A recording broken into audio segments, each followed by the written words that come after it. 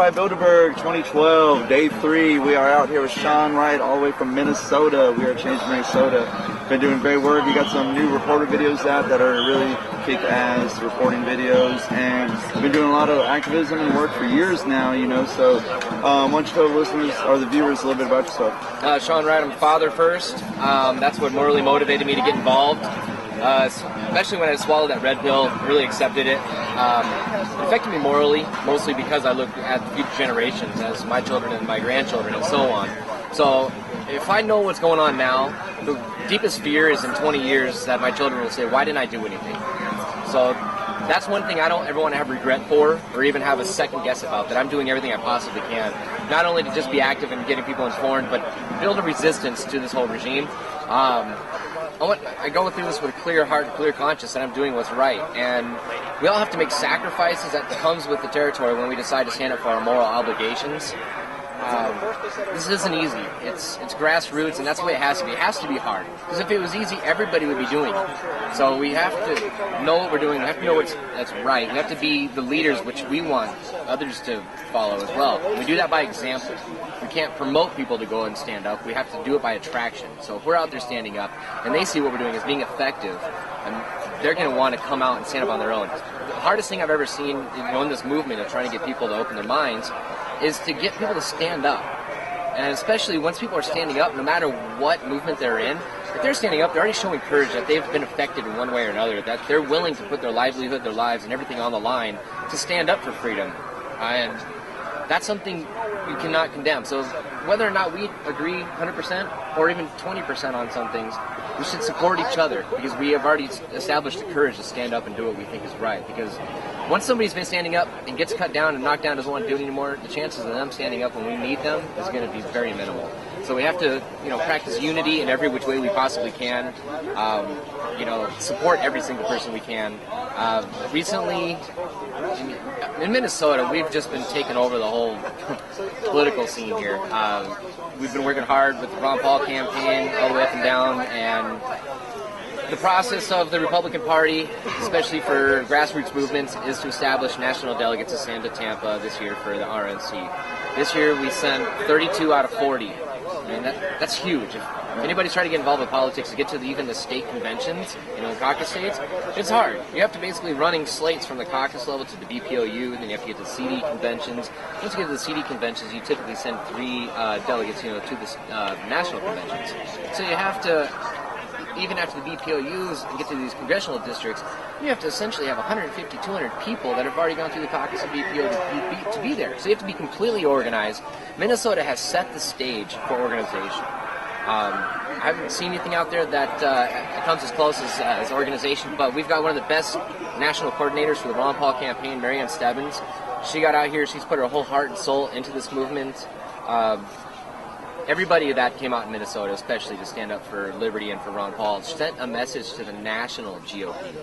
Especially we're at the state convention where we have 13 national delegates up for grabs. We had such a strong force there. It was 2,200 state delegates there. We had over 1,150 there that were all Ron Paul people. So what that means, when you have numbers like that, you can sway the party to vote the way you want to. So we had 13 out of 13 national delegates established for Ron Paul supporters. But the 13th delegate tied Michelle Bachmann, which was in our district. So even with all the rhinos out there with their slates and all the long-term GOPers, they couldn't even get enough support to get Michelle Bachmann down there as a national delegate. So what we did was we conceded our 13th seat, so that way Michelle Bachmann could get down to the RNC and sit down and actually make her vote count. As an olive branch to the established. Say the Ron Paul people are here. We're not just coming in for one election. We're coming in for every seat. If the Republican Party doesn't like what the Liberty Movement's doing, well, go join another party. So we took it over. It's ours. It's our Liberty Party here. I mean, first time ever, I'm a proud Republican. Nice. I'm not saying about a party or not party, but the Republican Party to me means that the Liberty people took it over. We established like Kurt Bills, which we got the GOP endorsement for the Senate. We had to fight off a CFR crony that was endorsed by Rick Perry. I mean, some of the GOP established thought that it'd be a good idea to have some of the CFR puppets there, because a lot of the years in the past they've spent money unwisely, and so they've been in huge deficits, and they figured that the world elites puppets would be able to bring a ton of money into the state.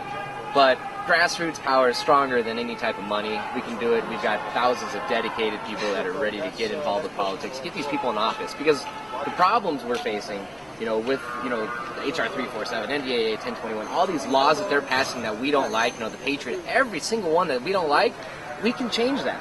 And the only way to change that is get organized and put people in office that are going to vote the way that we want.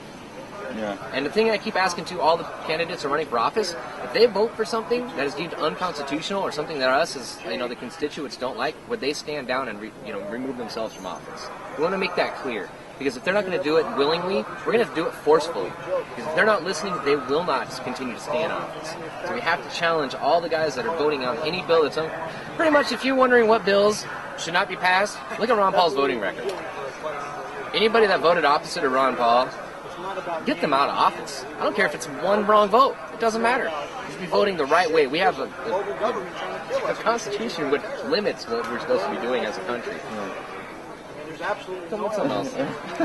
All right. Okay. So, what do you think about the numbers here at Occupy Bilderberg and the growing opposition to the superclass New World Order? This is my first Bilderberg event. I've been to many events throughout the country, California, New York, Florida, all the way across. This is all inspiring. The most inspiring thing about this is the perfect example of a peaceful protest. There's not been a single person here with anarchistic ideas of any type of violence towards police, another person. This is how we can come together in complete unity, and that's what we have to do. I don't see anybody here that's got any different ideas that we can argue with each other about. There's no separations between us. No matter what, we share one common goal, and that's because we all desire future freedoms, not for ourselves, but for our kids and our grandkids.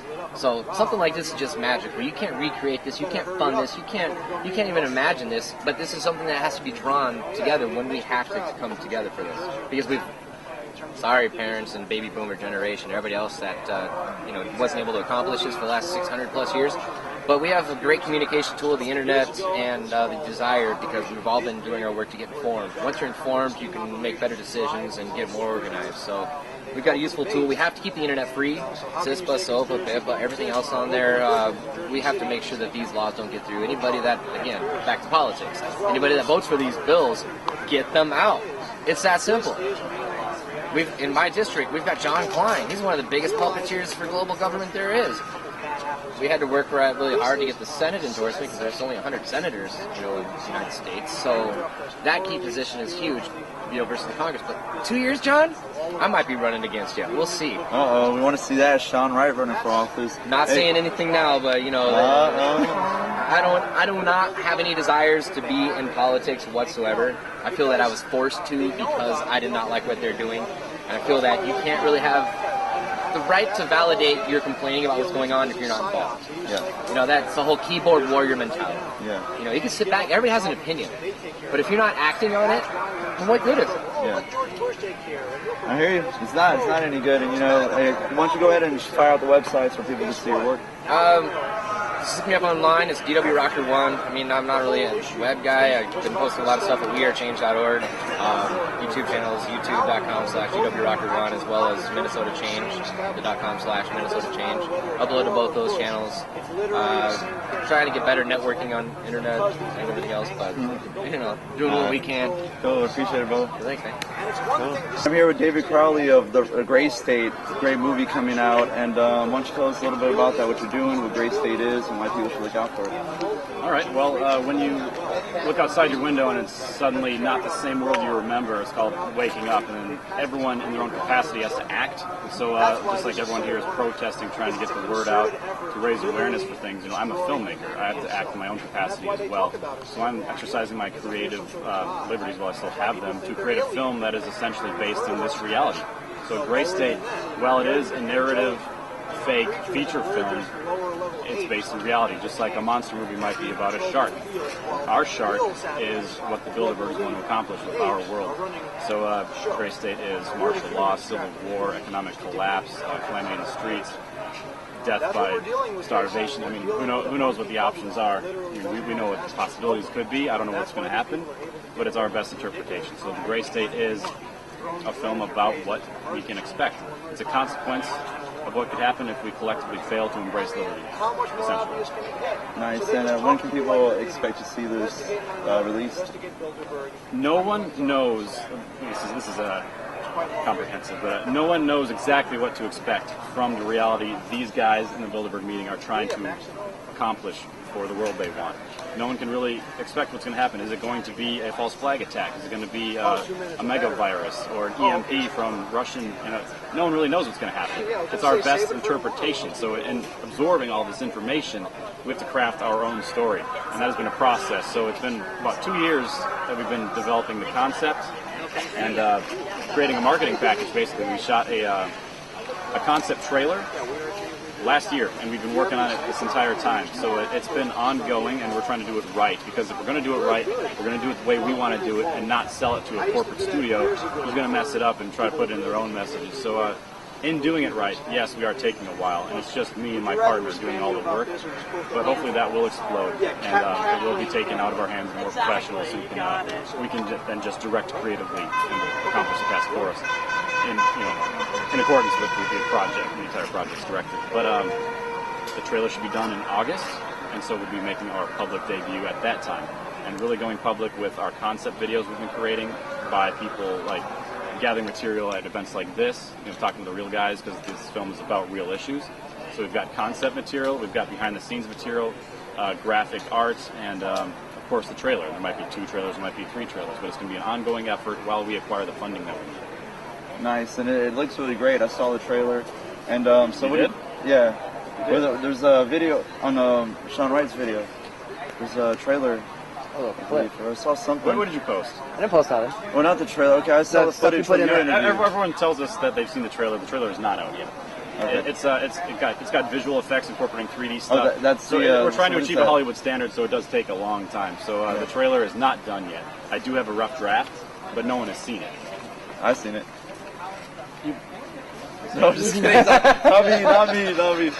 You're telling a combat veteran that I shared something I'm not supposed to. No. You seriously. Operational security, Sean. Come on. Wait, well, we're looking forward to seeing the Gray State, and where can people find that on the internet? GrayStateMovie.com. We're on Facebook. It's at facebook.com/GrayStateMovie. We also are on YouTube, and YouTube is the place to go if you want to see the videos that we've been releasing. We just released a Ron Paul promotional video to support our crowdfunding campaign, because we're trying to get some money to go to the RNC, because we're trying to get to these real events where the real stuff is going down, so we can continue to document reality, and then of course that's going to filter right back into the narrative feature film. Nice. So GrayStateMovie.com though, check it out. Cool. It's good speaking with you, brother. Hey, thanks.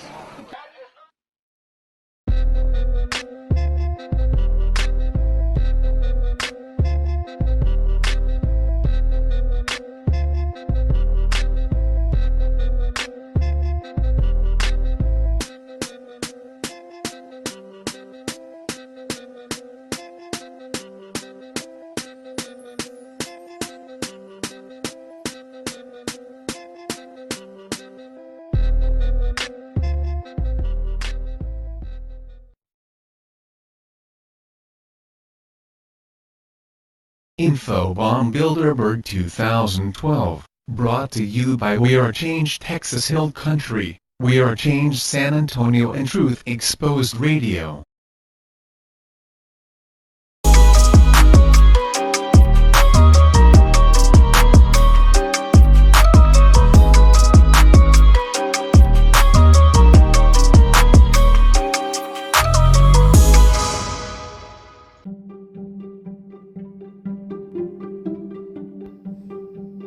Hello everyone, this is Sophia from the Gray Stage podcast, and I'd like to invite all of our listeners to join the Justice for David Crowley and Family group located on Facebook, where we have almost 4,000 members. In this group, we welcome discussions regarding the case and have all of the documents located in the files section for everyone to review. If you like, you're welcome to visit Greg Fernandez Jr.'s website called The Gray Stage. It's located at thegraystagewordpress.com. You can find his book and all the official documents for this case at his website. Lastly, I'd like to introduce you to Catherine Michelle, who's a part of this podcast. Catherine Michelle has a YouTube channel under her name. where she mainly discusses the Crowley case. So please feel free to stop by and give her channel a like and a listen. Until our next podcast, keep seeking the truth and justice for David Crowley and his family.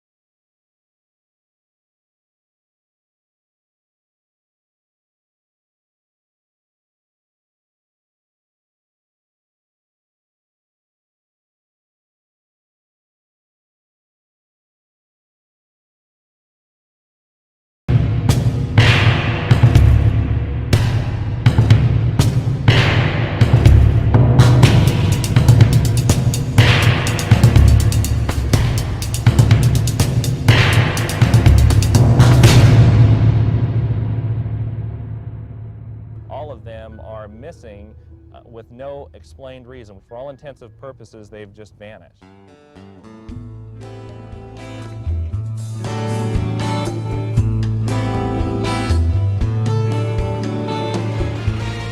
Hi, I'm Kyle Kraska. It's the FBI case that has all the elements of a Hollywood thriller. A missing millionaires, a huge reward, and clues the cops just can't figure out. We feel almost certain that the women were the victims of a violent crime.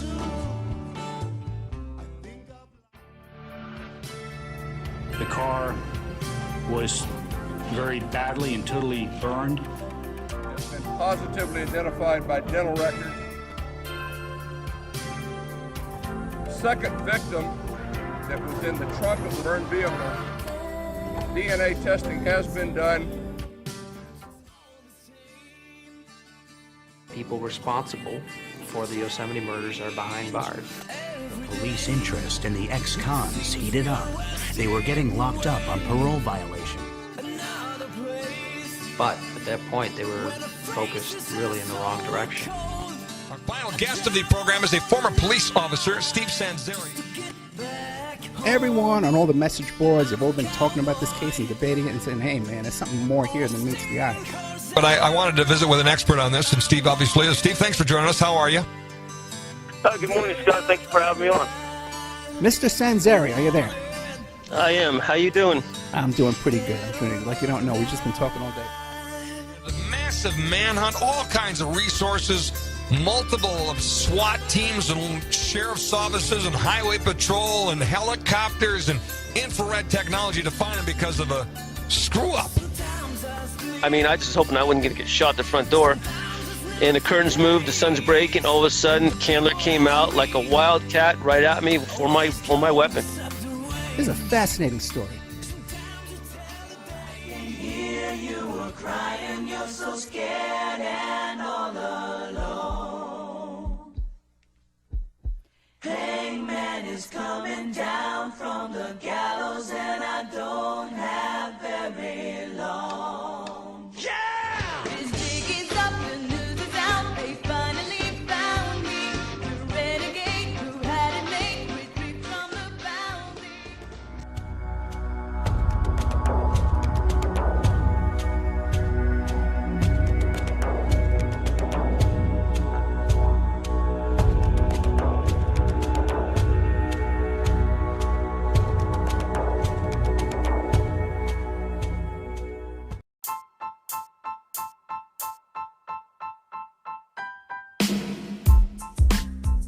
Hey, what's up everybody? This is Ross from Planet X Filmworks channel on YouTube and the Zodiac Files True Crime series. Check it out, and shout out to Greg and the Gray Stage channel. Their content is amazing.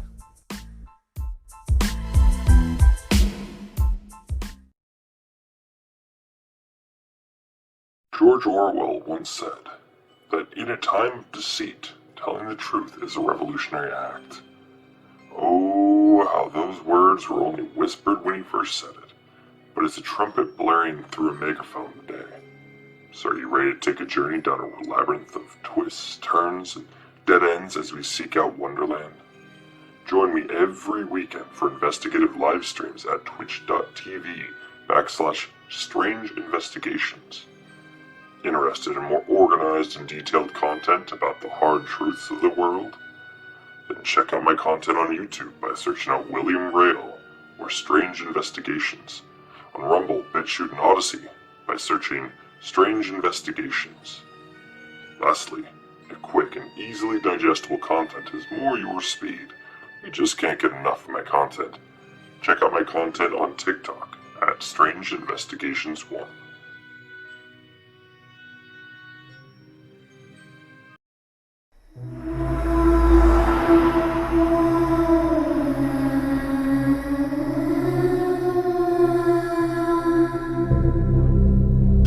Are you interested in the paranormal?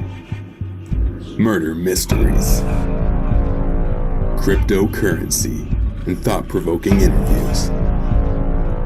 Then check out Crypt Rick's I've Been Thinking on YouTube, or every Monday night at 6 p.m. Eastern Standard Time. Studio A at Revolution Radio, freedomslips.com. Welcome to the Crypt.